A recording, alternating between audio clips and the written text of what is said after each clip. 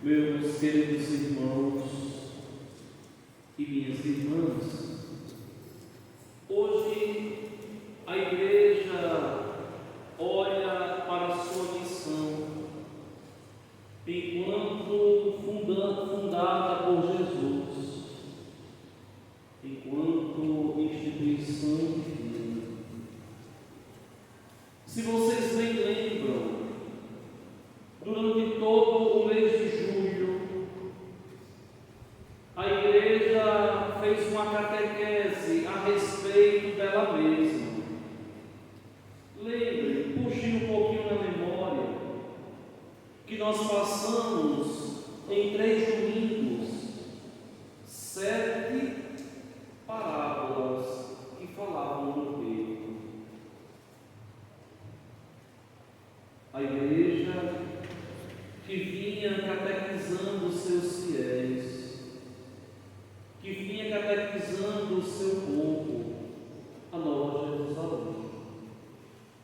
Só que na semana passada nós tivemos uma quebra na catequese, porque no Brasil, pelo dia 15 não ser feriado, a Igreja do Brasil transferiu a solenidade de Nossa Senhora da Assunção para o domingo, para que todo o povo pudesse participar da glória de Maria.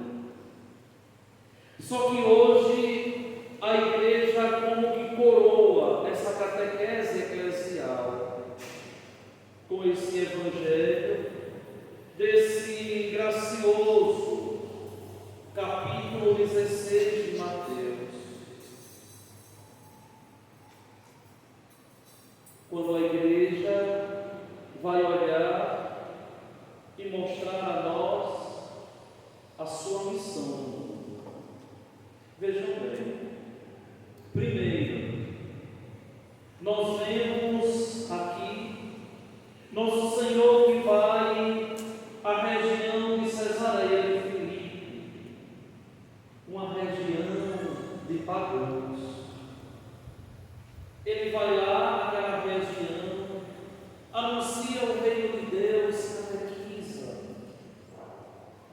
Só que ele agora quer saber: o que é que estão falando de mim aí fora? O que é que estão dizendo de mim? E os apóstolos todos começam a dizer: olha, Senhor, estão dizendo que tu és João Batista, estão dizendo que tu és Elias, estão dizendo que tu és Jeremias, ou também alguns dos profetas. Acontece um fenômeno aqui. Ali era uma região de pagãos, e quando eles respondem a Jesus, responde com respostas judaicas, de quem conhecia a cultura judaica. É impossível um pagão falar de Elias, aquele profeta que some numa carruagem de fogo, em que os judeus ficavam esperando antes da vinda do Messias. Era impossível um pagão saber que Jeremias foi querido, pensado por Deus desde o ventre da mãe. Era impossível um pagão ali falar de João, o precursor Batista, o novo Elias, como também faz teologia o Papa Bento XVI da sua obra Jesus de Nazaré, quando nos apresenta João Batista como o novo Elias, tendo por base as palavras de Cristo: Elias já veio.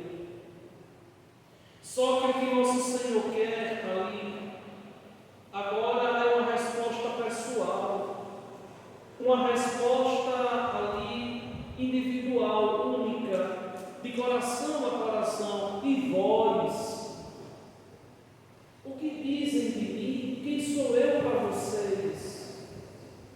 Minha gente, olha, essa pergunta eu quero fazer a vocês, como meus paroquianos, como pessoas confiadas por Deus a mim.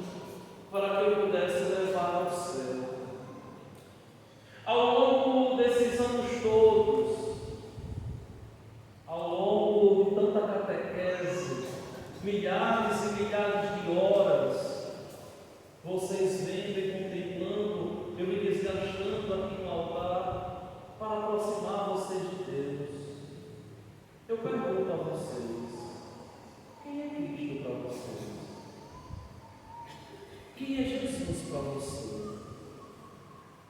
Quem é Jesus?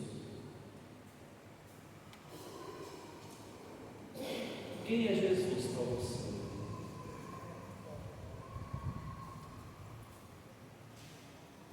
Qual a sua experiência gratificante, escandalosa com Jesus? Quem é Ele para você? Eu não quero uma resposta divagante, não, vazia. Uma resposta assim como muitos senhores e senhoras foram catequizados há alguns anos atrás, com o catecismo de São Pio X, que era de pergunta e resposta. Quem é Jesus? Você respondia: Jesus é o Filho de Deus encarnado, que com o Pai e o Espírito Santo reina glorioso. Não é isso não, isso eu já sei, viu?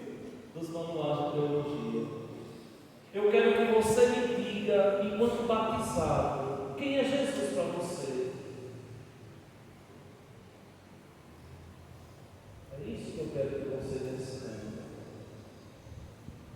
Se nós perguntássemos a Santo Agostinho, um dos maiores santos da igreja, Agostinho, quem é Jesus para você? Ele ia dizer: olha, Jesus para mim é uma beleza tão antiga, mas tão nova, que eu descobri tão tarde. Alguém que rompeu a minha surdez. Está lá na obra magna de Agostinho, nas Confissões, no livro 10, no item 27. Está lá. Tarde te amei, ó beleza tão antiga e tão nova. Tarde demais eu tanto te amei. Eis que estava dentro de mim, e eu saía procurando nas belas curvas formosas das tuas criaturas. Mas chegou um momento que tu rompestes a minha surdez. Se eu perguntasse ao cego Bartimeu, me diga uma coisa: quem é Jesus para você? Ele ia dizer: olha, Jesus é a minha luz, foi Ele que me fez enxergar. Se eu perguntasse a hemorroíça, quem é Jesus para você? Ele ia dizer: é o médico dos médicos, curou a minha hemorragia que eu sofria há 12 anos. Se eu perguntasse a Lázaro, quem é Jesus para você? Ele ia dizer: é o meu amigo que me devolveu a vida. Se vocês me perguntassem assim: Padre Washington, o Senhor está me perguntando, mas deixa eu perguntar ao Senhor, quem é Jesus para o Senhor? Ele ia dizer: é alguém que eu encantei desde a minha meninice, e até hoje continuo encantado, fascinado e cada vez mais apaixonado. Porque Cristo, quanto mais a gente conhece, mais a gente se apaixona. Quanto mais a gente vai descobrindo, a gente vai se apegando.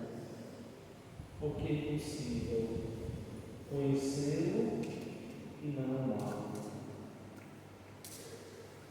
Só que a resposta vocês têm que ter ela bem clara na mente de vocês. Porque é essa resposta que vai nortear a caminhada de vocês. Essa resposta que vai nortear a caminhada rumo à salvação.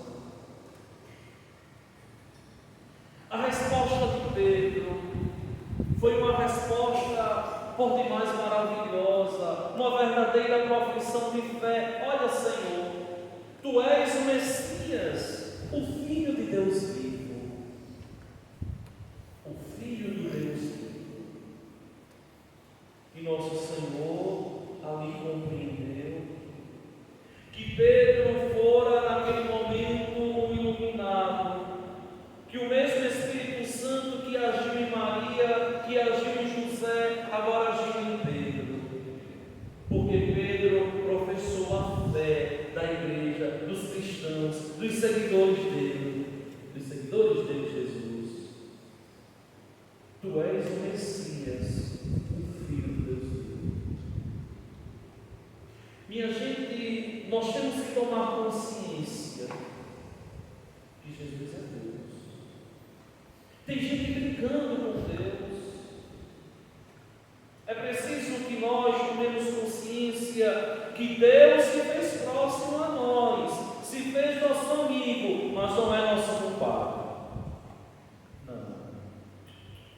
de jeito nenhum.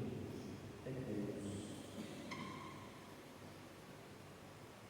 E nosso Senhor ali elogia Pedro. Feliz és tu, Senhor, porque não foi um ser humano que te revelou isso, mas o meu Pai que está nos céus. Vejam que para a gente descobrir nosso Senhor, nós temos que pedir a Deus. Você já pediu a Deus para amá-lo mais? Porque talvez o teu amor seja tão pequeno. Não é só pedir saúde, não é só pedir proteção, não é só pedir para pagar a conta.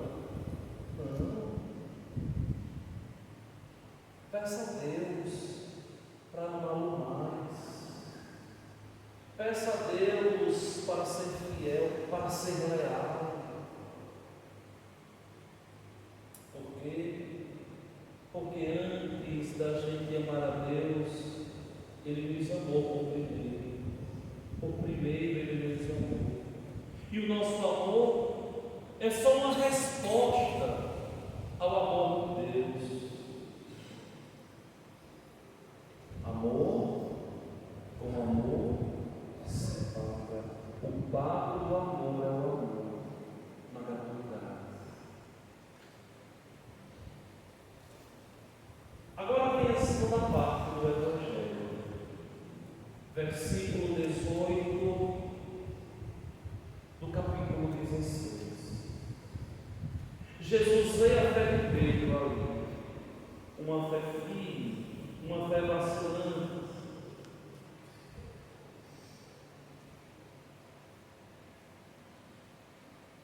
O Evangelho da semana que vem volta com Pedro, se não me falha a memória, o 22º domingo tem como Pedro. O Evangelho volta com Pedro a semana que vem e nosso Senhor vai chamar Pedro de Satanás. Porque mudou da água para o vinho, queria pensar como os homens. Só que aqui Pedro pensa como Deus. E Jesus ali, agora, nesse capítulo 16, no versículo 18, diz: olha, Pedro, tu és pedra, e sobre esta pedra eu edificarei a minha igreja. E aqui é importante a gente entender. Na figura de Pedro, Jesus funda a sua igreja. A minha igreja. Olha aqui. Se nós formos estudar esta palavra em língua portuguesa, minha, nós iremos, quem é bom em português sabe, que é um pronome possessivo, feminino, singular. Me pertence, é minha, ou seja, a igreja ela é de Deus, a igreja ela é de Cristo, pertence a Ele. Igreja de Cristo. Nosso Senhor não diz assim: Pedro,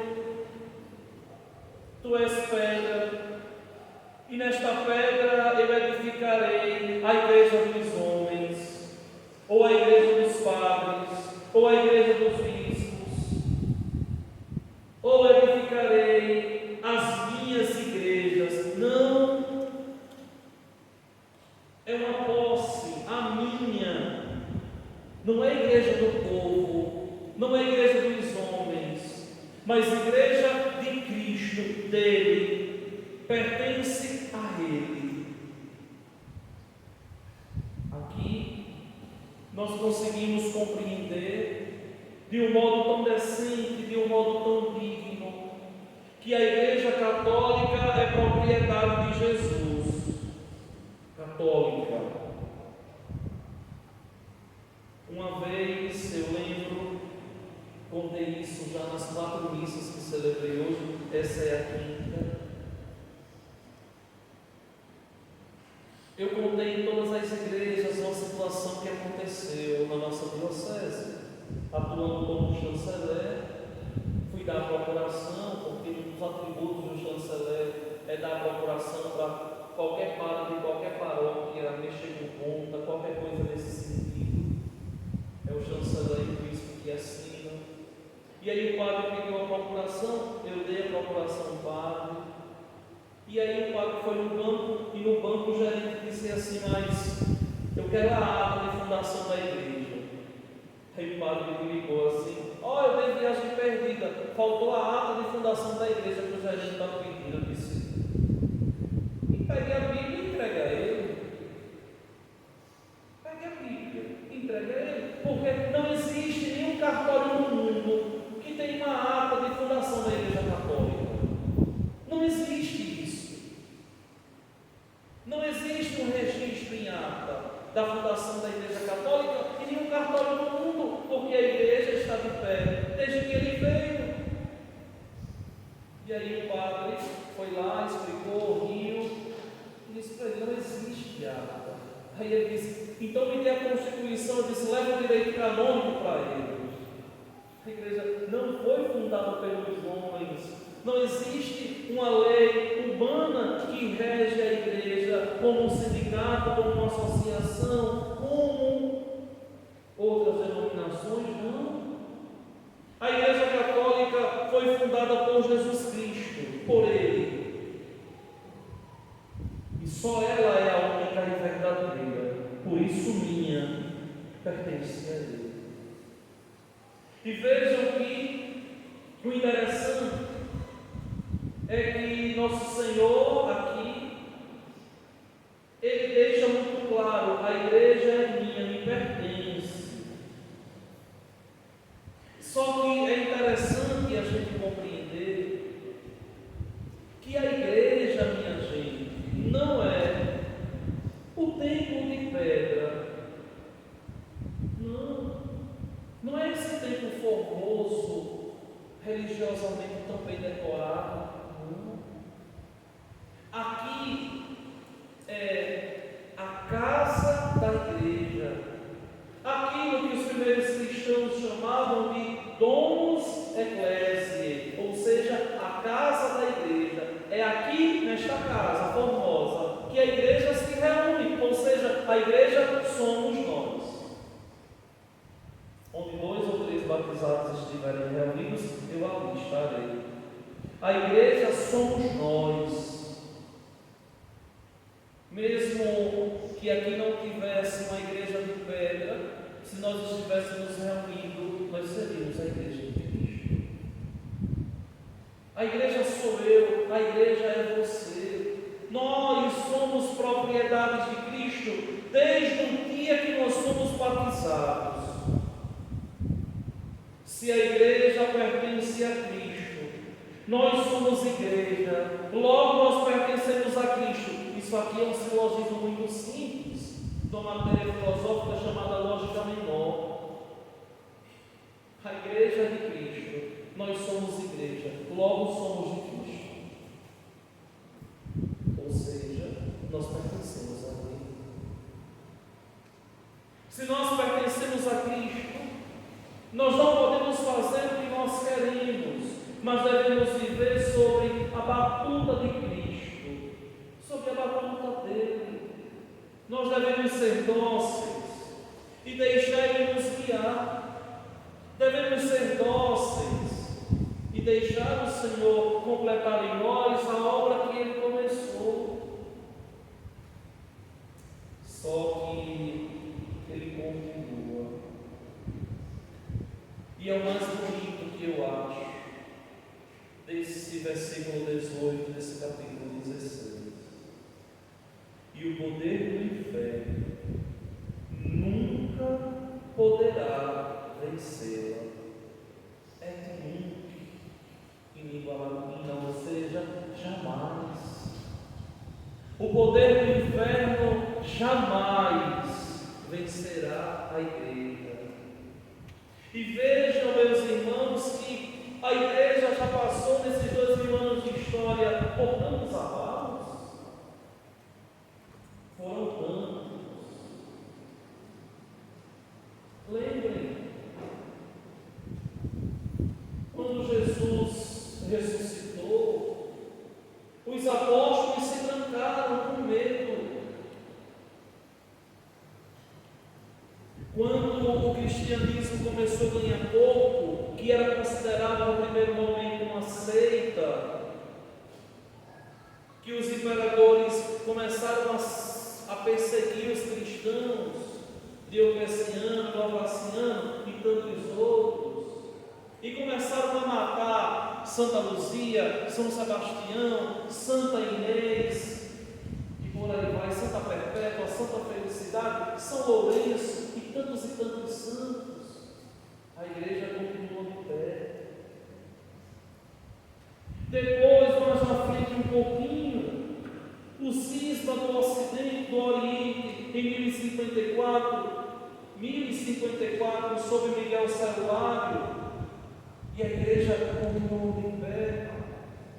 No século XVI, mais um abalo forte na igreja, o protestantismo, a revolução protestante, onde o monge agostiniano de uma vida errada se reúne com alguns príncipes ali para tomar os bens da igreja e funda o protestantismo, que nasceu do egoísmo de um monge agostiniano católico chamado Martinho Lutero, outro grande abalo da igreja. Depois, a gente vai ver mais na frente a Revolução Francesa, o Napoleão ali perseguindo a filha predileta da igreja, a igreja da Gália, a igreja da França. Depois a gente vai ver mais na frente um pouquinho a heresia modernista, já no final do século XIX, no início do século XX, solapando a igreja, e a igreja de pé. Depois vem a Segunda Guerra Mundial, a ameaça contra a igreja, e a igreja de pé. Depois chegam aqueles escândalos todos americanos, com pedofilia, com toda aquela barbaridade ali, e a igreja de pé. Por quê? Porque o diabo, ele tenta destruir a igreja, mas ele não consegue, porque a igreja é de Cristo. O diabo tenta destruir a igreja, mas não consegue, porque a igreja pertence a nosso Senhor, é Ele quem conduz. E vejam que a igreja continua crescendo. Leiam, pesquisem no Google, vejam onde é que a igreja mais cresce na África. Onde é que existe a maior conversão do protestantismo para o catolicismo? Nos Estados Unidos. E por que, Paulo? Porque a Igreja Católica é conduzida pelo Espírito Santo de Deus. Está de pé há 2 anos. Quando o nosso país foi descoberto no ano 1500, a Igreja tinha 1500 anos. O Brasil tem 1/4 da idade da Igreja Católica. Quando Santo Antônio viveu nesse mundo, não existia Brasil, porque a igreja já estava de pé. Lá no século XII, por quê? Porque pertence a Cristo Jesus. Só que nós vivemos nesse momento também um abalo de fé. Um abalo de uma ditadura do relativismo, um abalo da ditadura relativista, como tão bem pregou e falou o Santo Padre Papa Bento XVI. Nós vivemos em uma cultura relativa, onde tudo é relativo, nada é absoluto, não existe verdade. Que loucura! A nossa verdade é incontestável, porque a nossa verdade é o ser. E nesse ser, nós temos 3 pessoas realmente distintas: o Pai, o Filho e o Espírito Santo. E essa verdade, ela é absoluta, ela é incontestável. E esse Deus que nos fundou nos conduz. Mas a cabeça do homem odierno é diferente da cabeça dos homens do tempo de antanho. Por quê? Porque o homem de antigamente, ele tinha mais fé. O homem de hoje é muito relativista em tudo. Tudo tem que ser segundo o seu critério, tudo tem que ser segundo o seu tamanho, na sua perspectiva, segundo a sua ótica. E nós cristãos não podemos pensar assim, porque se nós pensarmos assim, o céu nós não haveremos de chegar. E observem que Jesus ali, ele diz: tu és pedra, tu és Pedro, e sobre esta pedra edificarei a minha igreja, e o poder do inferno não poderá vencê-la. Nunca.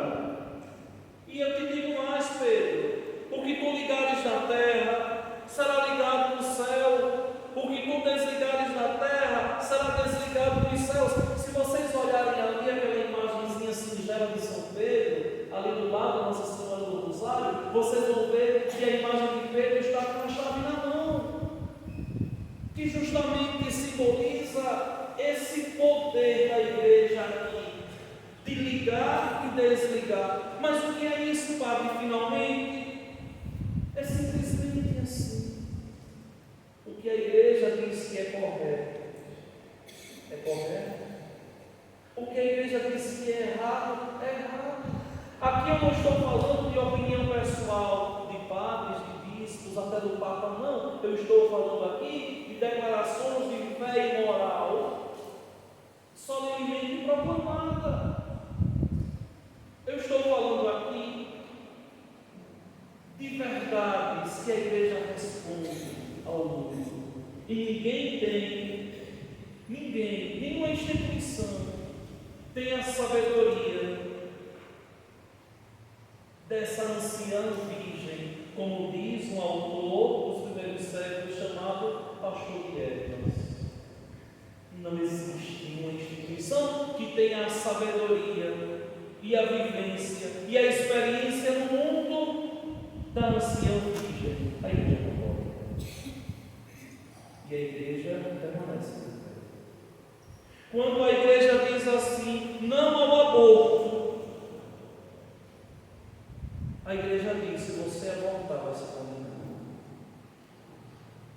Quando a Igreja diz casamento entre homem e mulher, do jeito que Deus pensou, é uma verdade de fé, está ligado nos céus. Qualquer coisa fora essa realidade está desligado.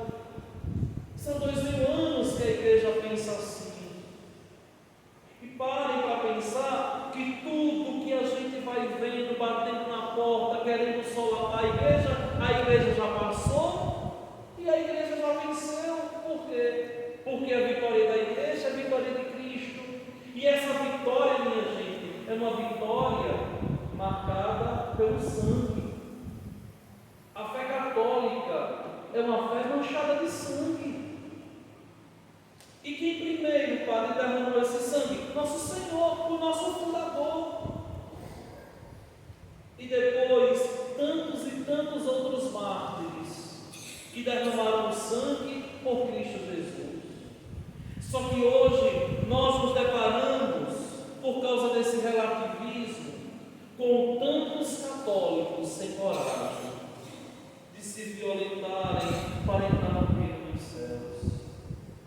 Nós nos deparamos com tantos católicos que falta coragem de dizer: isso aqui eu posso fazer, mas isso aqui eu não posso. Isso aqui eu posso viver, mas essa experiência eu não posso ter. Por quê? Porque sou de Cristo. Enquanto o mundo nos empurra, eu não sei se vocês falam aqui em bagaceira alguma coisa errada assim, fala, bagaceira, né? Enquanto o mundo nos joga para a bagaceira, a igreja diz: não, se segure, não se segure. Isso não é só vocês, não, viu? O padre também. E principalmente o padre. Eu dizia, agora em Mato Verde, antes de celebrar a minha gente, eu estava celebrando uma missa lá em Mato Verde. E eu dizia lá na escola para os legionários: tudo aquilo que é pregado na igreja para o povo é pregado para o padre. Ele é o primeiro. Ainda dizia assim: olha, vocês, para se salvarem, cada um tem que cuidar do seu coração. O padre, para se salvar, ele tem que cuidar do coração dele e do coração de vocês. E ainda dizia lá assim: se o padre bobear, ele desce para o inferno no tobogã. Aí o padre vai descer sentado, de olhos fechados, fazendo sinal da cruz, o povo cair na gargalhada. Mas é claro, porque quem muito foi dado, muito será cobrado. E se existe alguém que corre o risco de se condenar primeiro de todos vocês, é o padre. E muitas vezes as pessoas não entendem que o nosso objetivo não é agradar a A ou a B. O nosso objetivo é converter, é ganhar o coração para Cristo. A nossa missão é a salvos animar, ou seja, é a salvação das almas. Essa é a missão. Salvar as almas para Cristo. Só que vejam bem, muitas vezes a gente lembra da profecia de Isaías: eis que uma virgem conceberá e dará à luz um filho. Muitas vezes a gente lembra da profecia de Isaías: eis que um servo sofredor vai para o abatedouro como um cordeiro manso em silêncio. E a gente lê essas leituras todos os anos, na segunda, na terça, na quarta, na quinta pela manhã da Semana Santa, teologia do servo sofredor. Só que muitas vezes a gente não entende que a missão de Pedro também é uma profecia. Olhem a primeira leitura. Peguem o folheto do jornal, olha aí para vocês visualizarem. Olhem a profecia de Isaías a respeito de Pedro. Acontecerá que nesse dia chamarei meu servo Eliasim, filho de Elcias, e o vestirei com a túnica e colocarei nele a tua faixa. Porei em suas mãos tua autoridade, e ele será um pai para os habitantes de Jerusalém e para a casa de Judá. E eu farei levar aos ombros a chave da casa de Davi. Ele abrirá e ninguém poderá fechar. Ele fechará e ninguém poderá abrir. Ele fixá-lo como uma estátua em um lugar seguro, e aí ele terá o trono de glória da casa de seu pai. Essa daqui é a profecia de Pedro como chefe da igreja: estaca, pedra, chave, poder, autoridade na casa de Deus. O Papa, o Santo Padre, o Papa Francisco, não é simplesmente um chefe de Estado ou interreligioso, mas é o vigário de Cristo na terra. É aquele homem que conduz toda a cristandade,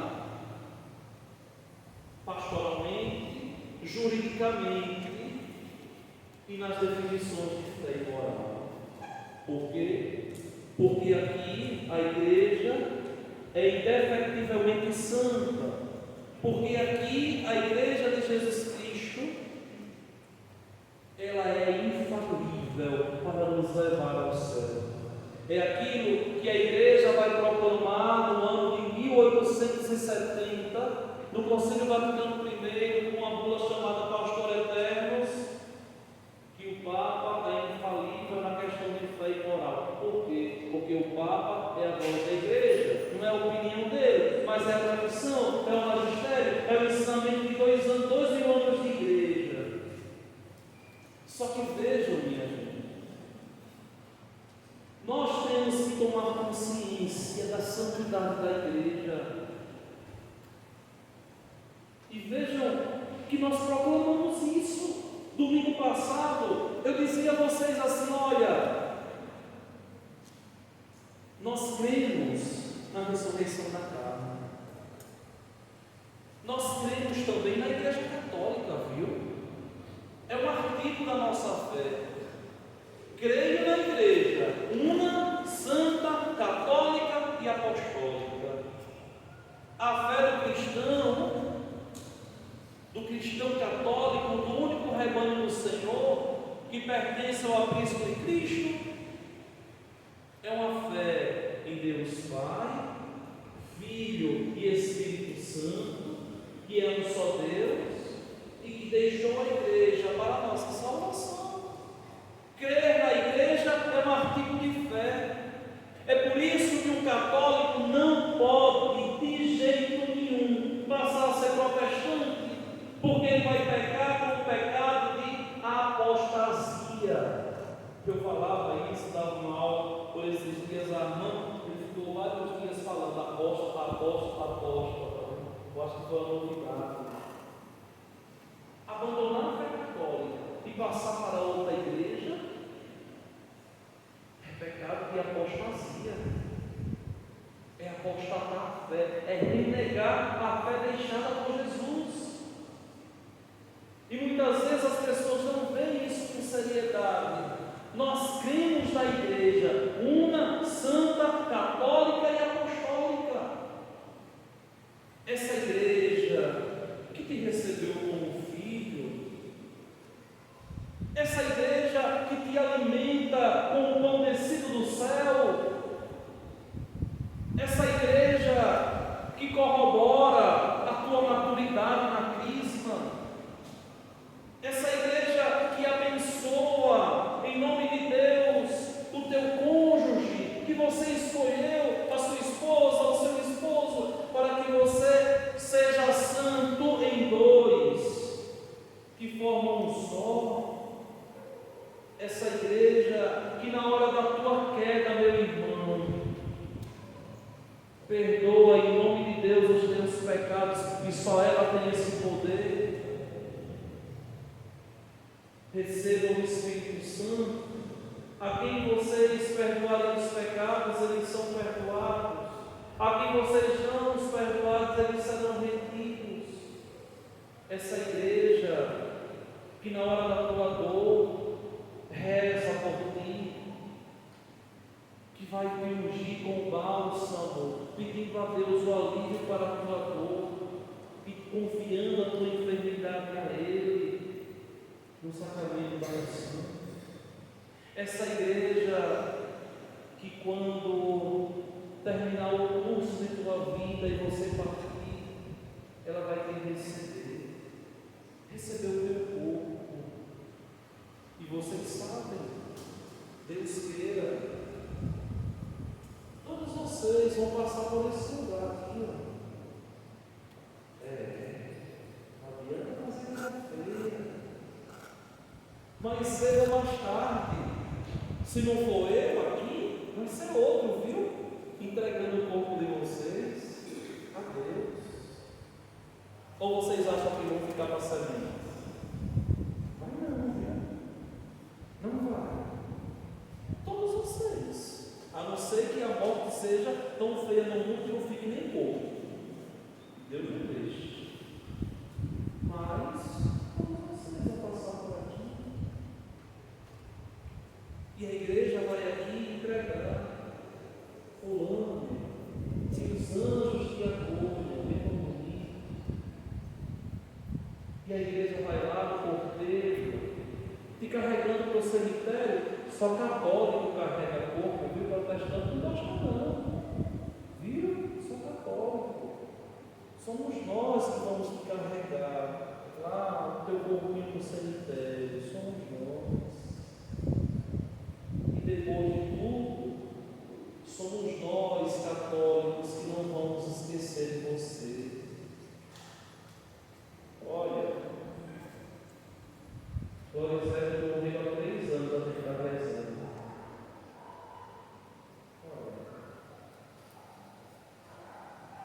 Depois que você morrer, que eu morrer, a igreja continua rezando por nós, porque não acabou a história não. A história acaba para quem não é de Cristo. Para nós que somos de Cristo, a história não acaba assim. Isso é santo. Por isso que nós temos na igreja, que está no céu, tão bonito aqui simbolizado por essas imagens, que está aqui na terra, quando nós nos juntamos na Santa Missa com os anjos e com os santos para cantar a santidade de Deus e rezar pela igreja que está lá no purgatório, daqueles que morreram e estão pagando as penas do pecado. E vai chegar um dia que nós todos nos reuniremos e vai ser uma alegria. Eita, que chegou fulano, ó, glória a Deus. E no céu, aquela felicidade. E a gente olha lá e tem curiosidade de contemplar o irmão, de contemplar a Deus e sermos de verdade felizes, porque é que nós estamos passando. Mas para isso acontecer, é preciso que nós passemos pela porta da igreja. A igreja que é o caminho ordinário da salvação.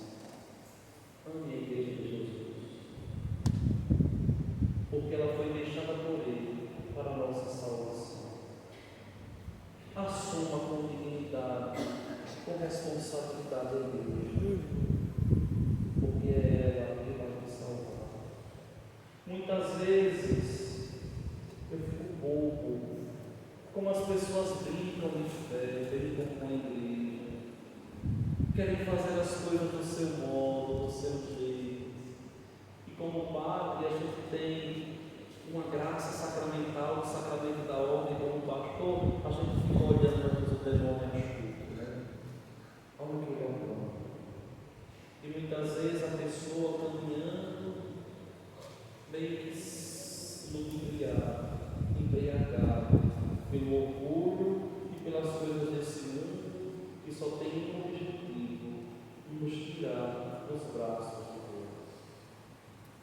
Por fim, eu quero exortar vocês a serem sábios, do modo que São Paulo escreve ali à comunidade dos romanos, dizendo: ó profundidade da riqueza, da sabedoria e da ciência de Deus!